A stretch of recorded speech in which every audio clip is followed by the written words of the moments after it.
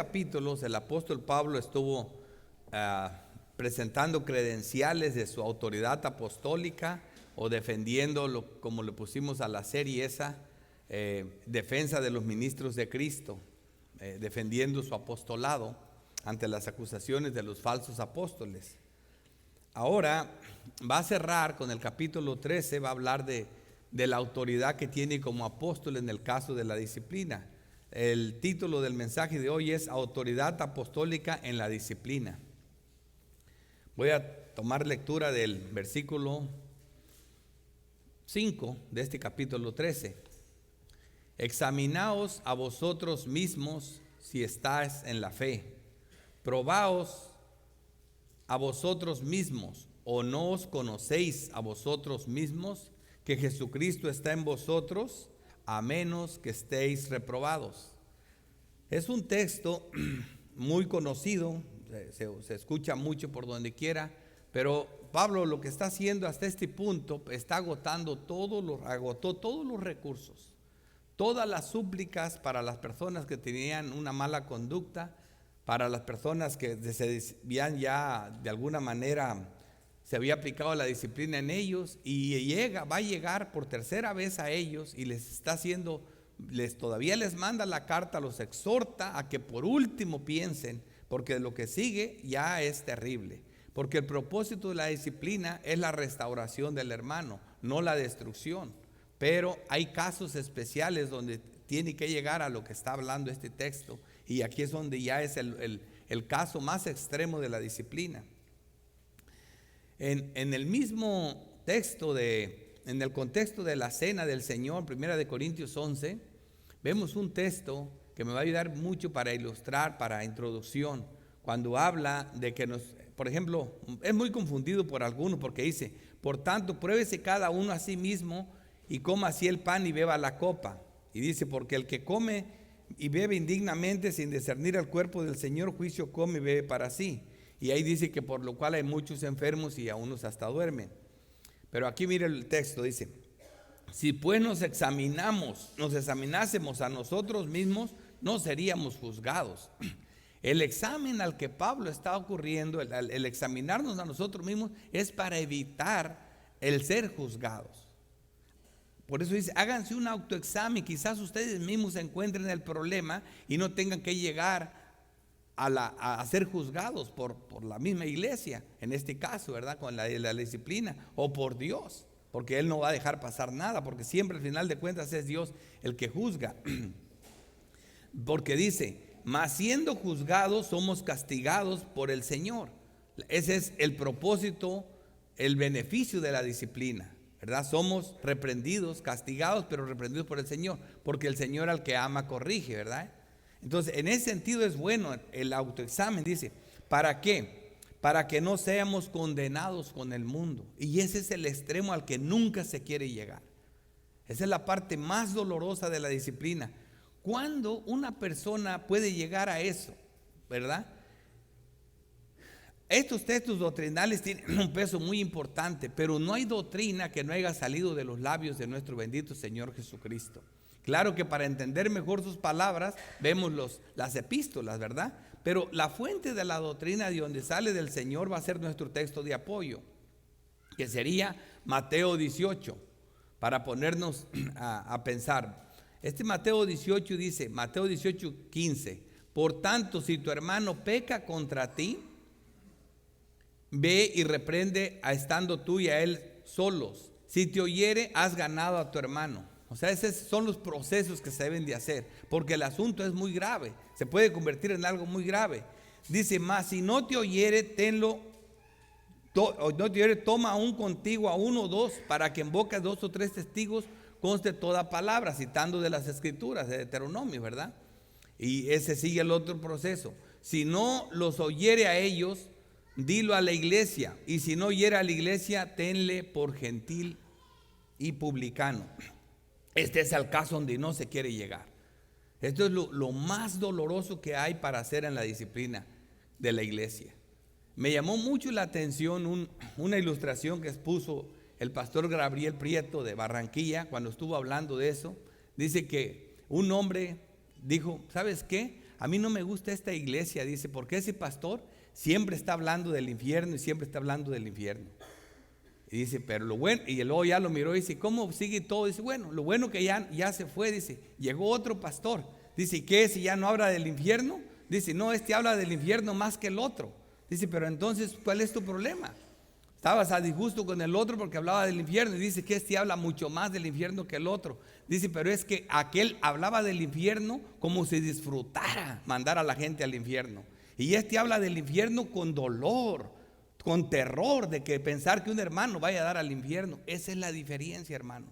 Por eso es este mensaje que estamos trayendo aquí, es que el apóstol gasta todos los recursos, porque lo que nunca queremos hacer es llegar a algo tan doloroso como esa cosa.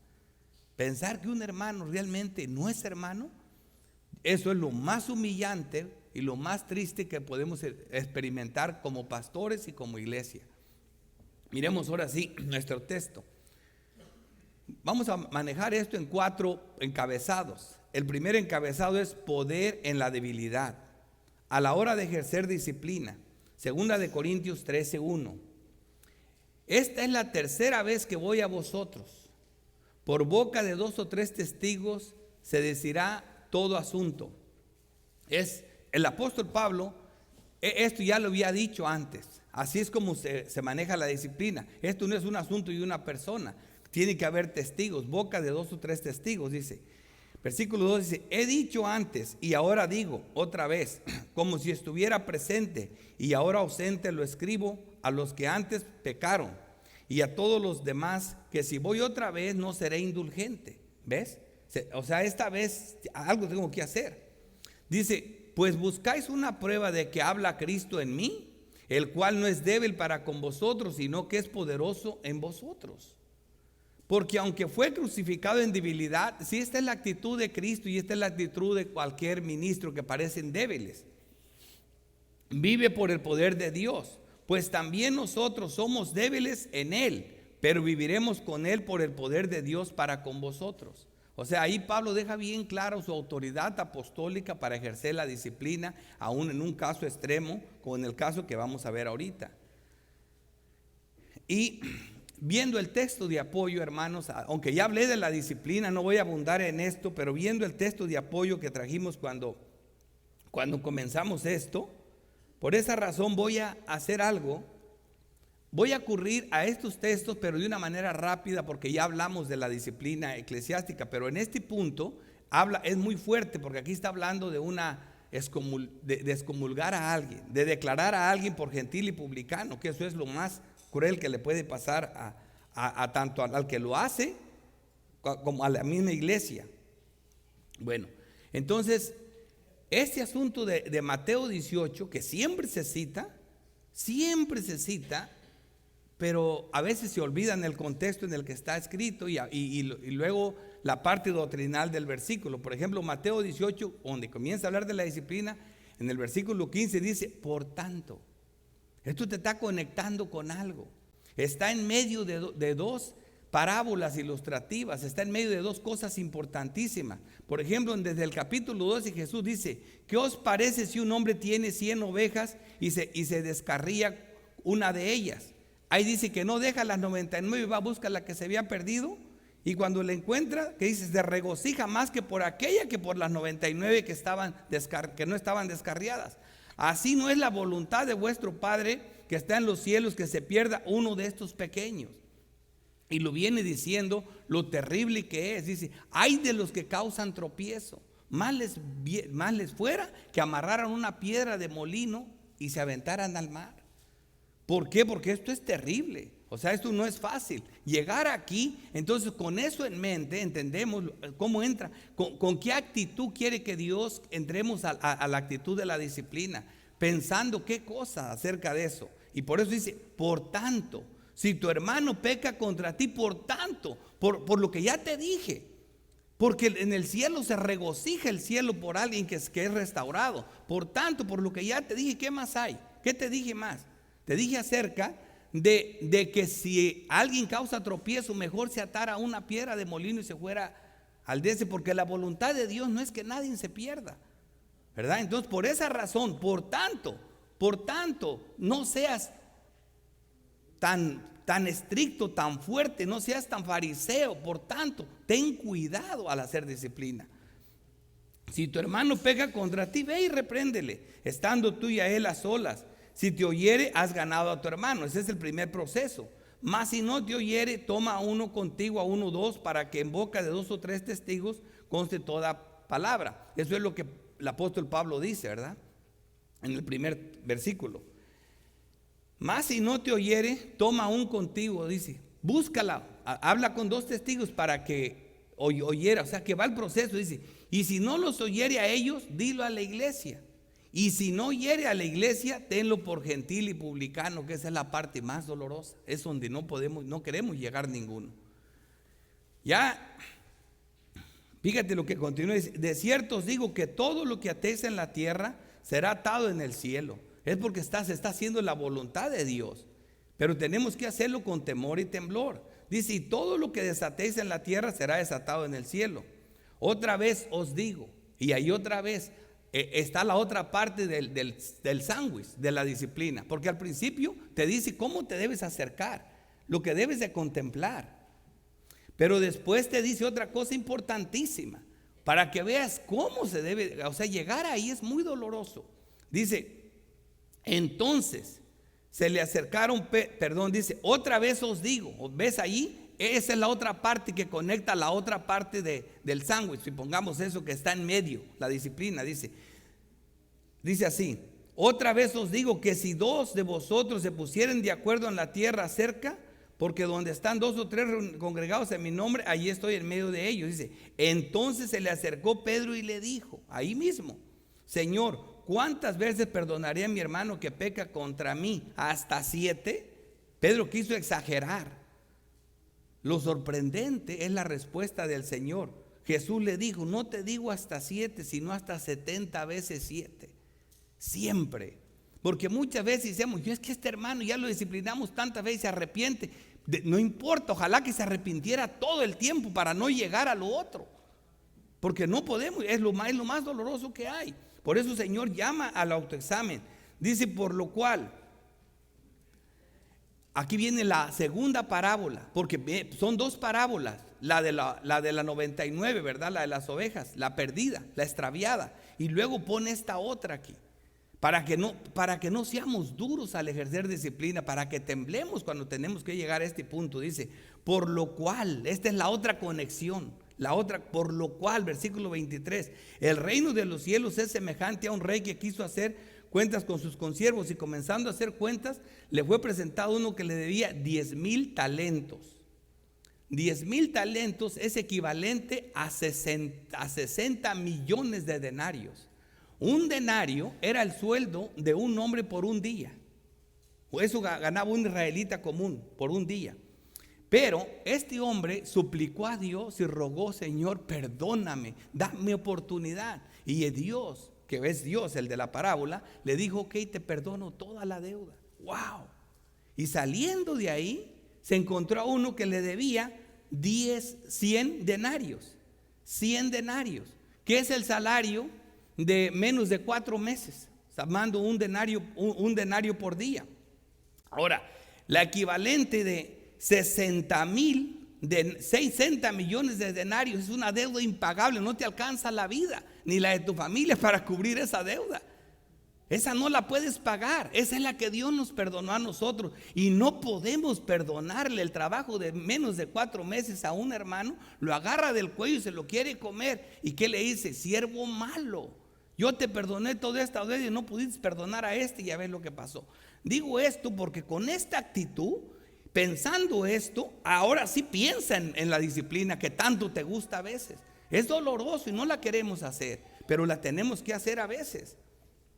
Ahora la doctrina acerca de esto, 1 Corintios 5:1, de cierto se oye que hay entre vosotros fornicación, y tal fornicación cual ni aún se nombra entre los gentiles. Esto es recordándoles el caso que estaba pasando, una fornicación de un hijo acostándose con la mujer de su padre.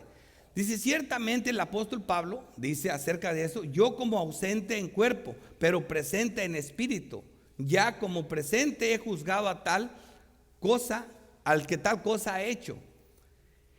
Oigan cómo se hace la disciplina. En el nombre del Señor. O sea, esto viene por palabra del Señor Jesucristo. Reunidos vosotros, la iglesia, y mi espíritu, el apóstol Pablo, la autoridad apostólica. Fíjate lo que está involucrado. Es la voluntad de Dios, es la iglesia y es la autoridad apostólica. O sea, en este caso no hay apóstoles, los pastores. Esas tres cosas están aplicando la disciplina.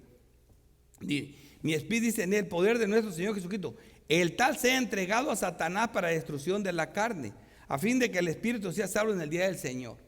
Este caso es especial. Primero, porque eso no se le puede decir a todos. Solo Pablo sabía que ese hombre era un verdadero creyente. ¿Y sabes por qué sabemos que es un verdadero creyente? Porque se arrepintió. Luego llegó y dice Pablo, tanta tristeza, lo pueden matar. ¿Qué esperan para restaurarlo? Bendito Dios. Pero no todo siempre pasa así. Por eso aquí Pablo pudo decir, en el caso de él, va a ser destruida la carne, pero va a ser salvo el día del Señor. Con él no hay problema. Ojalá que todos los casos fueran así. Pero el que vamos a ver hoy es diferente. El versículo 11 dice, más bien os escribo que en este mismo contexto, Pablo habla ya de la persona que ya en el momento que es expulsada ya se le trata así. Pero aparte de eso, cuando la persona ya no tiene nada que ver con la iglesia, versículo 11 dice, más bien os escribo que no os juntéis con ninguno que llamándose hermano fuere fornicario, avaro, idólatra, maldiciente, borracho o ladrón, con el tal ni aun comáis. Una vez que esta persona públicamente se pone por disciplina, la iglesia el llamado a la iglesia es que con esa persona ni coman. Esto es claro y es mandato del Señor. Dice, porque qué razón tendría yo para juzgar a los que están fuera. No, nosotros no andamos juzgando a los de afuera. No juzgáis vosotros a los que están dentro, porque los que están fuera Dios juzgará. Quitad pues a ese perverso de entre vosotros. Esa es la orden de la palabra del Señor. El propósito principal de la disciplina no es la destrucción, sino la edificación. En este caso hubo edificación. Por ejemplo, Hebreos 12 lo dice bien clarito, cómo deberemos de ver la disciplina, porque a veces es un tema que no gusta. Dice en Hebreos 12:5, y habéis ya olvidado la exhortación de como a hijos os se dirige diciendo, hijo mío, no menosprecie la disciplina del Señor, ni desmayes cuando eres reprendido, porque el Señor al que ama disciplina y azota a todo aquel que recibe por hijo. Wow. Así sí quisiera uno, no, Señor, pues mejor pégame, mejor disciplíname, pero no me tengas por bastardo. Dice, si soportáis la disciplina, Dios os trata como hijos, porque ¿qué hijo es aquel quien el Padre no disciplina? Pero si se deja sin disciplina, de la cual todos han sido participantes, entonces sois bastardo y no hijos. Wow, esto es el asunto. Es verdad que ninguna disciplina al presente parece ser causa de gozo, sino de tristeza, pero después da fruto apacible de justicia a los que en ella han sido ejercitados. Pero aquí es donde lo que Pablo quiere evitar a toda duda, hermanos, llegar a la conclusión de que esta persona no es creyente. Y eso sí, porque la disciplina para un creyente, por dolorosa, es gozosa y hace bien. Y la va a entender el creyente. Pero mire nuestro segundo encabezado, el examen que todo verdadero creyente debe de aprobar. Versículo 5. Este es nuestro segundo punto. Examinaos a vosotros mismos si estáis en la fe. Probaos a vosotros mismos. ¿O no os conocéis a vosotros mismos que Jesucristo está en vosotros? A menos que estéis reprobados. Y eso sí es terror. A menos que estés reprobado. El autoexamen a ti te puede evitar que llegues a ser juzgado. Y por eso lo pide. Más espero que conoceréis que nosotros no estamos reprobados. O sea, si la iglesia es de Dios, obviamente tiene la autoridad y el apoyo del Señor. Mientras que sea bíblica y que se hagan las cosas con todo el temor y el temblor que Dios mande y haciéndolo a la voluntad de Dios. Aquí ya llegamos al extremo caso de disciplina. En la mayoría de los casos son a las personas que causan divisiones y tropiezos, como lo dice Romanos 16:17. Mas os ruego, hermanos, que os fijéis en los que causan divisiones y tropiezos en contra de la doctrina que vosotros habéis aprendido, y que os apartéis de ellos, porque tales personas no sirven a nuestro Señor Jesucristo, sino a sus propios vientres. Y con suaves palabras y lisonjas engañan los corazones de los ingenuos. Eso es un problema. O Tito 3 también lo dice, versículo 10. Al hombre que causa divisiones después de una y otra amonestación, desechadlo. Eso es lo que no se puede, es lo más peligroso, desechadlo, sabiendo que el tal se ha pervertido y peca y está condenado por su propio juicio. No lo condenamos nosotros. Una persona que ya llega a este extremo se condena sola. Nadie de nosotros tiene el poder de condenar a nadie. Se condena sola, porque la palabra de Dios pone las reglas, las pautas a seguir. Y ella es la que da eso. Por eso la importancia del autoexamen. Por eso la importancia, ¿cómo saber si soy salvo? ¿Cómo saber que no pertenezco a algo así tan espantoso? ¿Cómo saber si soy salvo?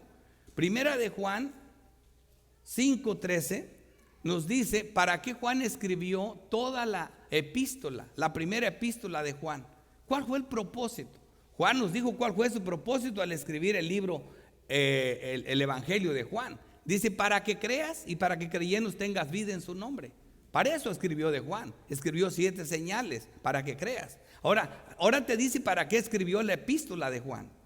En primera de Juan 5, que lo hace siempre al terminar, tiene 5 capítulos, versículo 13 te dice, estas cosas os he escrito a vosotros que creéis, o sea que son creyentes o que dicen que son creyentes en el nombre de Jesús, del Hijo de Dios, para que sepáis que tenéis vida eterna. O sea, para eso escribí, para que sepáis que tenéis vida eterna y para que creáis en el nombre del Hijo de Dios. O sea, el propósito de esto es para que sepas que tienes vida eterna. Hermanos, esta pregunta es la más importante que te puedes hacer. ¿Soy creyente? ¿Soy un verdadero creyente? Y hermano, les digo una cosa, la mayoría de las personas que van a ir al infierno están seguros que van a ir al cielo. ¿Me entienden? Y muchos creyentes verdaderos, les digo una cosa, tienen miedo de ir al cielo. Ellos piensan que no, siempre están asustados con su salvación. Pero al diablo le encanta que los que no van crean que van, y le encanta que los que van crean que no van a ir. ¿Se me entiende? Y esto es la palabra de Dios. Yo por eso predico con textos, pero en orden. Los pongo donde tienen que estar. O sea, porque esta pregunta equivale, vale. ¿Soy o no soy? Y ahora vamos a dejar que la Biblia lo diga. Es un examen de 3 preguntas. Es una prueba de 3 preguntas. Si la pasamos, ahorita vamos a ver quién la pasa y quién no la pasa o cómo se pasa. Vamos a verlo. La prueba moral o ética, obediencia a la ley de Dios. O como yo siempre he dicho, amar su ley de Dios. ¿Y qué voy a hacer? Los textos que voy a mencionar están entre Primera de Juan 1 al 5. Ahí está todo, ¿verdad? Porque para eso escribió Juan esto. Y son absolutos. No hay posibilidad de que sí o de que no. Cada prueba o se pasa o se reprueba. Óiganla bien. Si decimos que tenemos comunión con Él, es la prueba moral o ética, y andamos en tinieblas, mentimos y no practicamos la verdad. Eso es Primera de Juan 1. Ahora, Primera de Juan 2, versículo 3. En esto sabemos que nosotros le conocemos, si guardamos sus mandamientos.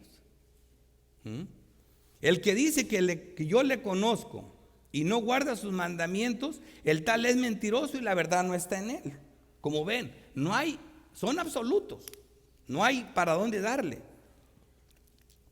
Luego este texto es tan conocido en el 15. No améis al mundo ni las cosas que están en el mundo. Si alguno ama al mundo, el amor del Padre no está en él. Porque todo lo que hay en el mundo, los deseos de la carne, los deseos de los ojos y la vanagloria de la vida no provienen del Padre, sino del mundo. El mundo pasa y sus deseos, pero el que hace la voluntad de Dios permanece para siempre. Ahí está bien claro. Es una prueba, hacer la voluntad de Dios, obedecer a Dios, amar su ley. Versículo 29. Si sabéis que Él es justo, sabed también que todo aquel que hace justicia es nacido de Él. Primera de Juan, ahora 3, capítulo 3, versículo 4. Todo aquel todo aquel que comete pecado infringe también la ley, pues el pecado es infracción de la ley. El versículo 6 dice: todo aquel que peca no le ha visto ni le ha conocido. El 7, hijitos, nadie os engañe. El que hace justicia es justo, como él es justo. El que practica el pecado es del diablo, porque el diablo peca desde el principio. O sea, no hay términos medios.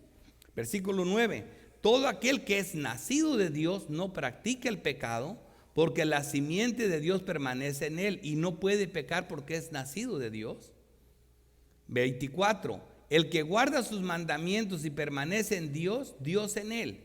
En esto sabemos que él permanece en nosotros por el Espíritu que nos ha dado, que es la verdadera forma como obedecemos. Pero el texto columna por excelencia es este, Primera de Juan 5:3. Pues este es el amor a Dios, que guardemos sus mandamientos, y sus mandamientos no son gravosos. Es una manera extraña, hermanos, pero el verdadero creyente comienza a amar la ley de Dios y aborrecer todo tipo de pecado. Versículo 5, pero el que guarda su palabra, en este verdaderamente el amor de Dios se ha perfeccionado. ¿Ves? Son absolutos. 18, el último, sabemos que todo aquel que ha nacido de Dios no practica el pecado, pues aquel que fue engendrado por Dios le guarda y el maligno no le toca. Es primera prueba. Y luego les explico un poquito más acerca de esto. Ahora vamos a ver la segunda. Ahora, con la prueba social, es amor al hermano. Y aquí está, no me la invento, está en la primera epístola de Juan. Vamos a comenzar como siempre, en el capítulo 1. Capítulo 1, primera de Juan 2:9. Vamos a ver si aquí está esto y también es un absoluto. Y si es una prueba.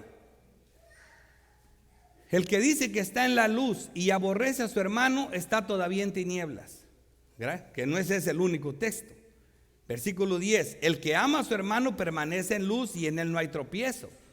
Versículo 11, pero el que aborrece a su hermano está en tinieblas y anda en tinieblas y no sabe a dónde va porque las tinieblas le han cegado los ojos. Ahora, primera de Juan 3, seguimos con la epístola, versículo 10. En esto se manifiestan los hijos de Dios y los hijos del diablo. Qué claridad, ¿verdad?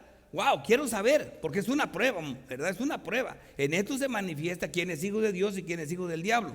Todo aquel que hace justicia, que obedece su ley, ya lo vimos, esa toda. Dice, y que ama a su hermano, ¿verdad? Y que no ama a su hermano no es de Dios. Aquel que no obedece su ley y que no ama a su hermano no es de Dios. Y aquí se muestra quién es de Dios y quién es del diablo. Así que aquel que no hace justicia y que no ama a su hermano no es de Dios. No hay términos medios. Miren la claridad y lo absoluto de este texto, versículo 14 de primera de Juan 3:14. Nosotros sabemos que hemos pasado de muerte a vida. Si hay una manera de saber si estoy bien en la prueba, sí, aquí está el resultado. ¿Cómo sabeo si pasé de muerte a vida, Señor? En que amamos a los hermanos. El que no ama a su hermano permanece en muerte. Wow. Y estas no son sacadas de, oh sí, si tú sientes lucha con el pecado, entonces eres un verdadero creyente. No, los musulmanes tienen lucha con el pecado y no creen en Cristo. Esa no es la que dicen los teólogos, es la que dice Cristo en las escrituras, hermano. Esto que dice Dios, esto es. ¿Y sabes qué? Esto nos humilla porque ninguno puede con esto. Solo Dios en nosotros, como lo vamos a ver ahorita. En esto hemos conocido, dice, en esto hemos conocido el amor, en que Él puso su vida por nosotros. También nosotros debemos poner nuestra vida por los hermanos. Pero el que tiene bienes de este mundo y ve a su hermano tener necesidad y cierra contra él su corazón, ¿cómo mora el amor de Dios en él? ¿Ven? Primera de Juan 4, otro capítulo de la epístola de Juan de 5, versículo 7. Amados, amémonos unos a otros, porque el amor es de Dios. Sí, este amor que ama a Dios y que nos hace amar su ley y que nos hace amar al hermano no procede del ser humano. Este amor es de Dios. Nosotros le amamos a Él porque Él nos amó primero. Y no hay nadie que pueda decir de aquí en adelante yo cumplo estas tres. Nunca las vas a cumplir tú. Nunca, solo las cumple Dios en nosotros. Todo aquel que es nacido de Dios y conoce a Dios. Versículo 11 dice: amados, si Dios nos ha amado así, debemos también nosotros amarnos los unos a los otros.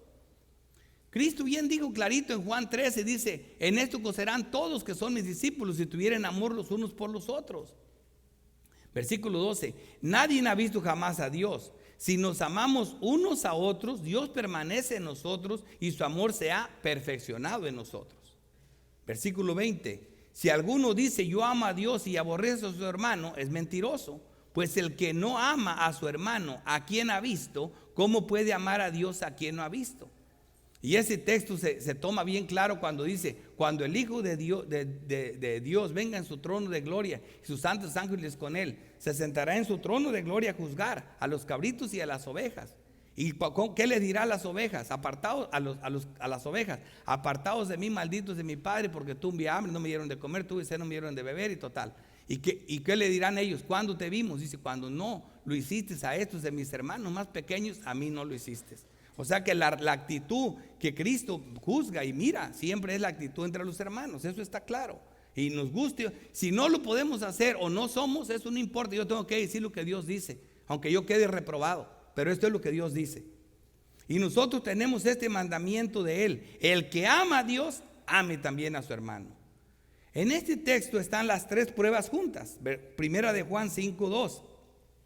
En esto conocemos que amamos a los hijos de Dios. Ahí está el conocimiento, la doctrina de Dios, y que amamos a los hijos de Dios cuando amamos a Dios y guardamos sus mandamientos. Ahí está, guardar sus mandamientos, el amor a Dios, conocer a Dios y amar a los hermanos.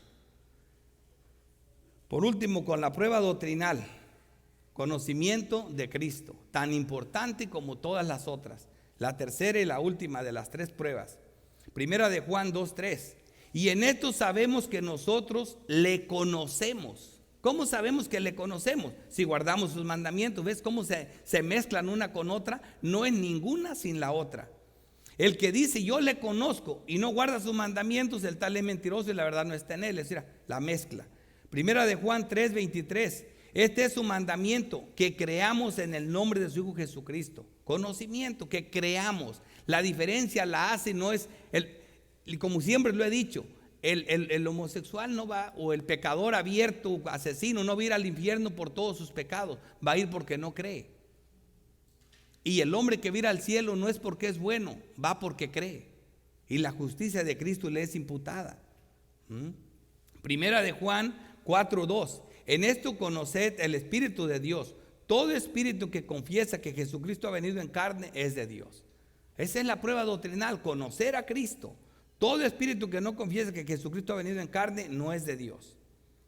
La claridad de este texto, mírenla, 6, primera de Juan 4:6. Nosotros somos de Dios. El que conoce a Dios nos oye.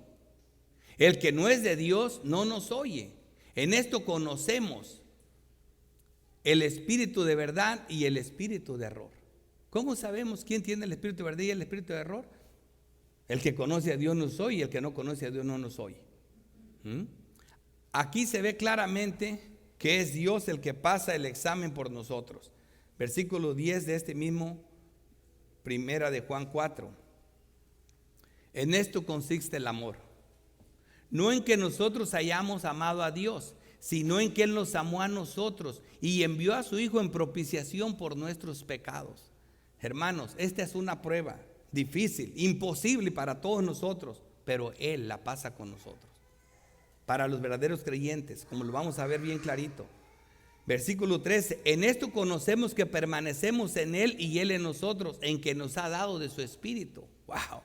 ¿Ves quién hace las cosas? Es el Espíritu de Dios en el creyente. En esto lo conocemos, el conocimiento, sí. ¿Cómo sé? En que nos ha dado el Espíritu. ¿Cómo entendemos la Biblia? Porque el Espíritu comunica lo espiritual. Versículo 14, nosotros hemos visto y testificamos que el Padre ha venido al Hijo a salvar al mundo, ha enviado al Hijo a salvar al mundo. Nosotros hemos visto y testificamos, conocimiento, doctrina, que el Padre ha enviado al Hijo a salvar al mundo, que tenemos un conocimiento de que solo Cristo salva. Todo aquel que confiesa que Jesús es el Hijo de Dios, Dios permanece en él y él en Dios. Conocimiento. Nosotros hemos conocido, creído el amor que Dios tiene para con nosotros. 18. En el amor no hay temor, sino que el perfecto amor echa fuera el temor, porque el temor lleva en sí castigo, de donde el que teme no ha sido perfeccionado en el amor. Nosotros le amamos a Él solo porque Él nos amó primero. Primera de Juan 5:1 es el último capítulo para probar este punto.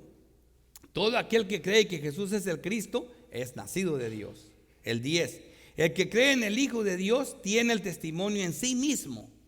En sí mismo. Versículo 11. Este es el testimonio que Dios nos ha dado, vida eterna, y esta vida está en su Hijo. Conocimiento de Cristo es doctrina. El que tiene al Hijo tiene la vida, y el que tiene al Hijo de Dios tiene la vida. Perdón, el que tiene al Hijo tiene la vida, y el que no tiene al Hijo de Dios no tiene la vida. Claro está. 20. Pero sabemos que el Hijo de Dios ha venido, oigan esto, y nos ha dado ¿qué? Entendimiento para conocer al que es verdadero. Y estamos en el verdadero, en su Hijo Jesucristo. Este es el verdadero Dios y la vida eterna. La pregunta es, ¿pasaste la prueba? Y la respuesta es no. Él la pasa por mí. Esa es la respuesta correcta. Él la pasa por mí. Mira lo que dice Hebreos 10:14. Porque con una sola ofrenda, y Él es la propiciación por nuestros pecados, porque con una sola ofrenda hizo perfectos para siempre a los santificados. Así que Él es el que lo hace. Él es el que nos salva, y Él es el que nos santifica, y Él es el que nos guarda. Pero este examen es: las obras del Espíritu Santo, estas que estoy viendo aquí, ¿están ocurriendo en mi vida? Ese es el acto examen. Y si no, clámale a Dios que te perdone. Clámale a Dios que quiere ser salvo. Tercer encabezado: la última llamada al arrepentimiento. Pablo todavía, después de que ya dijo esto, todavía vuelve a exhortar y dice: y oramos a Dios que ninguna cosa mala hagáis, no para que nosotros aparezcamos aprobados, sino para que vosotros hagáis lo bueno, aunque nosotros seamos como reprobados. Este texto, para un mejor entendimiento, es así. Por ejemplo, nosotros pensamos que una persona, estamos casi seguros que no es creyente, o estamos pensando que este hermano realmente no va a aceptar la disciplina. Pero este texto lo que está diciendo, que ojalá la aceptara, aunque yo me equivoque.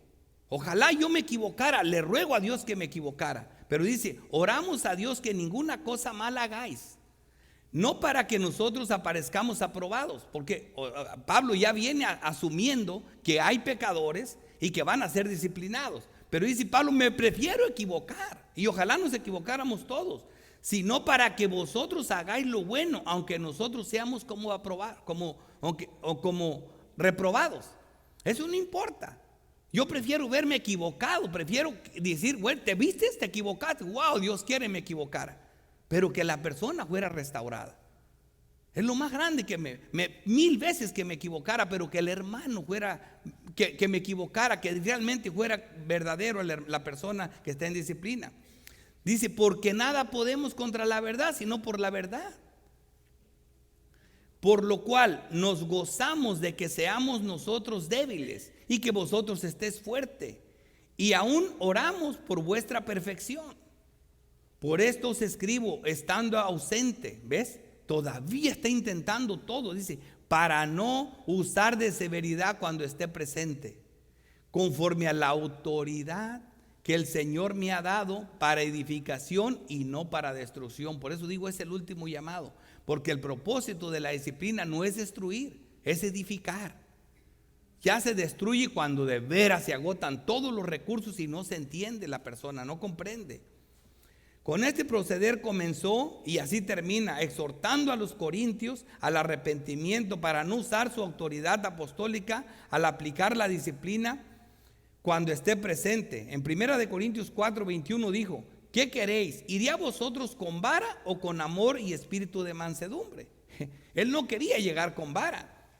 En 2 Corintios 10:2 dice: ruego pues, oigan bien el ruego pues, que cuando esté presente no tenga que usar de aquella osadía con que estoy dispuesto a proceder resueltamente contra algunos que nos tienen como si anduviésemos según la carne, con aquellos que piensan que, ¿y él quién es para juzgar? ¿Y ellos quiénes son? Hablando del liderazgo de la iglesia. Nada, no somos nada. Hacemos esto en cumplimiento a la palabra. Ya ves lo que está involucrado en la disciplina. Está involucrado Dios, está involucrada la iglesia y el liderazgo de la iglesia. Esto no es de alguien solo. 2 Corintios 12:20. Pues me temo que cuando llegue no os halle tales como quiero. O sea, él no quiere pasar por eso. Nadie quiere. Y yo sea hallado de vosotros cual no queréis, que haya entre vosotros contiendas, envidias, iras, divisiones, maledicencias, murmuraciones, soberbias, desórdenes, que cuando vuelva me humille Dios. ¿Ves cómo mira Pablo eso? Me humille Dios. Y sabes, lo dije la otra vez cuando prediqué esto, que lo peor que nos puede pasar, para mí es una humillación grande tener que disciplinar a alguien, porque luego digo yo quién soy. Wow, Señor, ¿qué me pones a hacer? ¿Y yo quién soy? Por eso dice Apolo: cuando vuelva me humille Dios entre vosotros, y quizás tenga que llorar por muchos de los que antes han pecado y no se han arrepentido de la inmundicia y fornicación y lascivia que han cometido. No quiere pasar por esto. Por eso hace un último. Y esto está tan contagiado de lo mismo. El apóstol busca la manera de exhortar y todo, que hasta nuestro último punto, que son saludos, ¿verdad? Hasta en esto se ve, es cuentas que él mismo estaba diciendo, porque como le digo, el punto principal de este mensaje fue el autoexamen.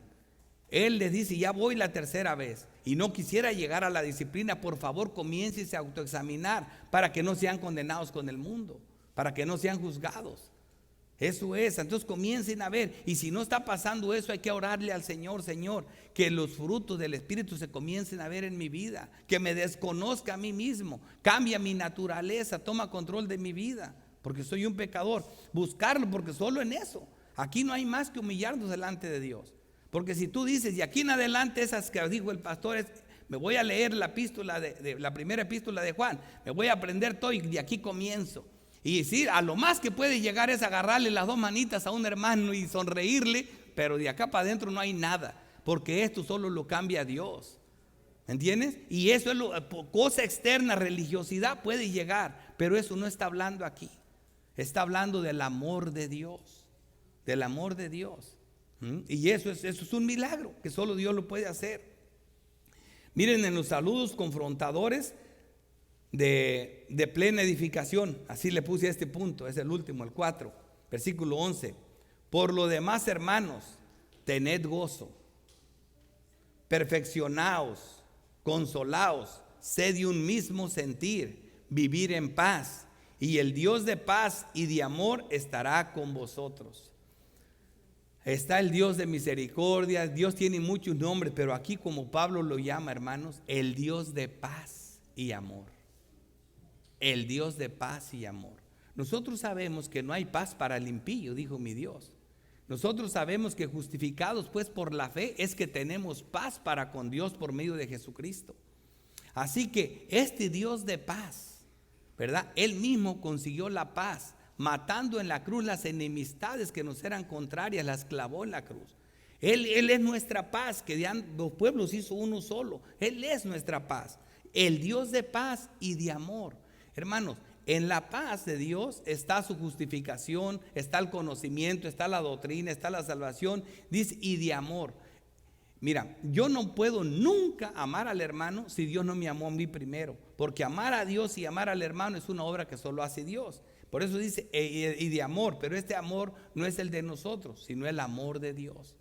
Ese amor que no produce el ser humano, es el amor de Dios. Estará con vosotros. Versículo 2 dice: saludaos unos a otros con ósculo santo.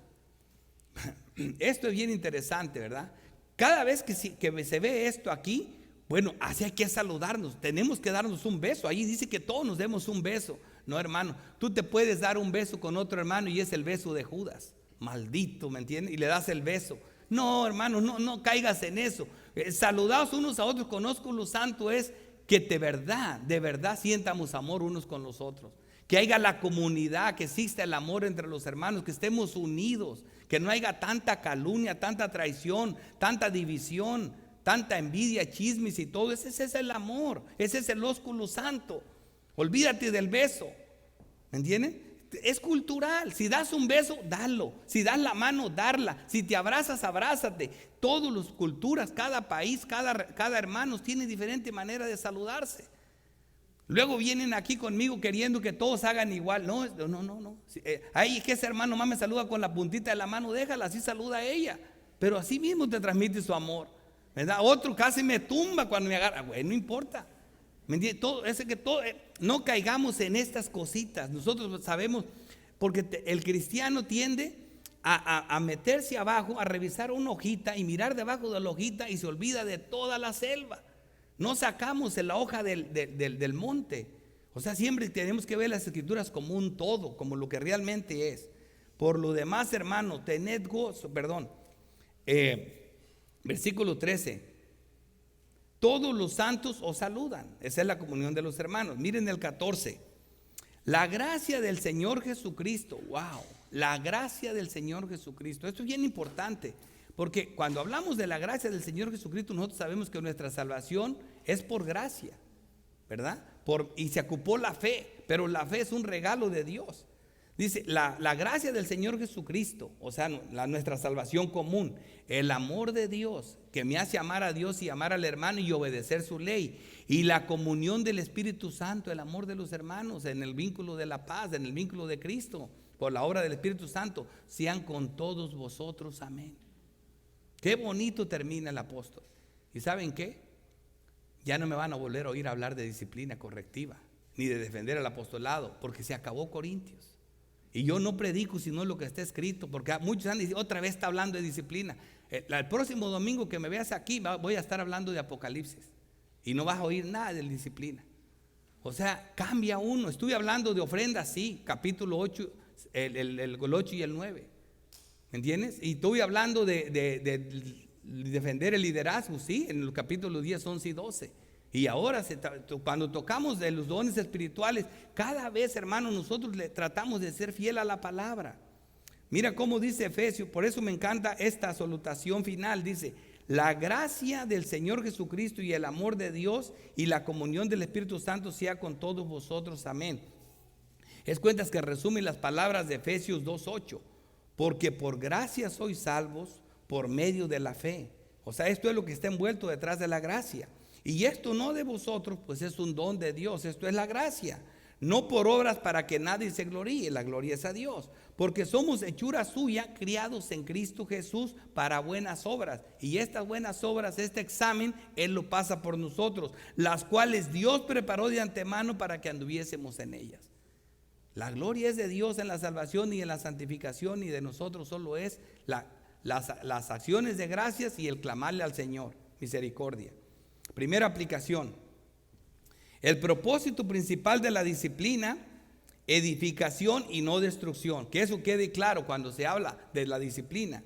En 2 Corintios 10:8 dice, porque aunque me glorié algo, más todavía de vuestra autoridad, la cual el Señor nos dio para edificación y no para vuestra destrucción. No me avergonzaré, para que no parezca como que os quiero amedrentar por cartas.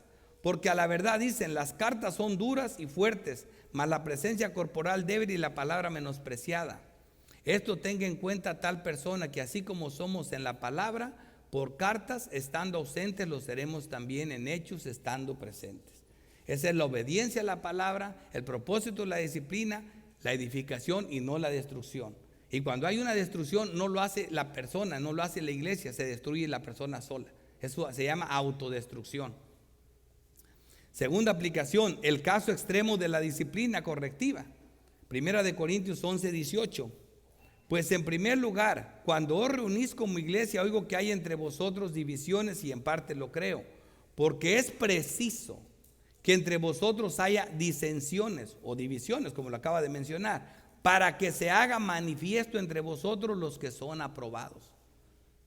Esto también pone de manifiesto que sí va a haber falsos hermanos entre nosotros y van a quedar al descubierto y van a ser reprobados. Esta es la parte dolorosa que toca este punto, y aquí está la segunda aplicación. Pero como le digo, eso no es que nosotros lo hagamos, eso es como culpar a Dios porque no lo escogió, porque es una persona apóstata, porque es un Judas, ¿verdad? Eso no tiene nada que ver con nosotros. Tercera aplicación: exhortación tras exhortación al arrepentimiento para no llegar al caso extremo de la disciplina. Es lo que el apóstol Pablo ha venido haciendo, y lo vemos aquí en 2 de Corintios 12:20. Pues me temo que cuando llegue no os halle tales como quiero. Él quisiera que todo estuviera bien y yo sea hallado de vosotros cual no queréis. O sea, en esta forma no me quieres ver. Me quieres ver debilucho, me quieres ver sin autoridad, pero de esta forma autoritativa, haciendo disciplina, esta no me quieres ver. Dice que haya entre vosotros contiendas, envidias, iras, divisiones, todo esto que él no quería que pasara. Dice que cuando vuelva, versículo 21, me humille Dios entre vosotros y quizás tenga que llorar por muchos de los que antes han pecado y no se han arrepentido de la inmundicia y fornicación, lascivia que han cometido. El apóstol no quiere llegar a eso, le clama al Señor que todo esto se arregle, porque esa es la parte que no queremos hacer. Y por último, la cuarta aplicación, la salutación, que hasta esa es hermosa y se conecta con todo lo que estábamos viendo. Dice, solo aquí en este saludo final Pablo hace una postdata para decirnos dos cosas de suma importancia: que solo por la obra de Dios, del Dios de paz y amor, es posible aprobar el examen de admisión al paraíso. Y eso nos queda claro, porque este es el Dios de paz y amor. Y eso es lo que Dios nos dio por eso el examen se aprueba, porque Dios nos amó primero. Y nuestra paz, nuestra justicia es por medio de la fe, y esta no es de nosotros, también es un regalo de Dios. La santificación, para eso fuimos salvos, para buenas obras, las que Él dispuso para que anduviéramos en ellas. Para eso nos dio el Espíritu Santo. Y segundo, que los tres requerimientos para aprobar el examen, Dios los da. Y eso quiero que nos quede claro. Segunda de Corintios 13:11 dice, por lo demás, hermanos, tened gozo, perfeccionaos, consolaos, sed de un mismo sentir y vivid en paz, y el Dios de paz y de amor estará con vosotros. La gracia del Señor Jesucristo, el amor de Dios y la comunión del Espíritu Santo sean con todos vosotros. Amén. Y si no tienes a Cristo, y si estás fuera de todo esto, vas a decir, ¿para qué quiero a Cristo? ¿Para que me discipline? No, hermanos, la disciplina es algo de los hijos y tiene un fruto muy agradable cuando se hace entre los hermanos. Ruégale a Dios que te perdone y ven a los pies de Cristo. Y si te haces este autoexamen y ves que nada de aquí ha hecho el Espíritu Santo en tu vida, clámale a Dios por salvación y roguémosle a Dios que nos perdone. Oremos. Padre Santo, Dios Todopoderoso, Creador del cielo y de la tierra, te damos gracias, oh Dios bendito, por Cristo Jesús. Gracias porque nos llevaste a través de estas 2 epístolas que hoy estamos concluyendo. Toda la gloria sea para ti, Padre Santo. Te ruego que no queden en el olvido, que tengamos que ocurrir a ellas para cualquier caso que nos presentes y que podamos ver tu palabra en ellas, Señor. Te pido perdón por todos los errores que cometí al exponerlas, por oscurecer tu mensaje, porque para estas cosas, ¿quién es suficiente? Gracias, oh Dios, por lo que nos diste, por lo que podemos sacar de aquí, por esta comunidad de santos, y te pido perdón por nuestros pecados y te ruego misericordia por nosotros, en el nombre de Cristo Jesús. Amén.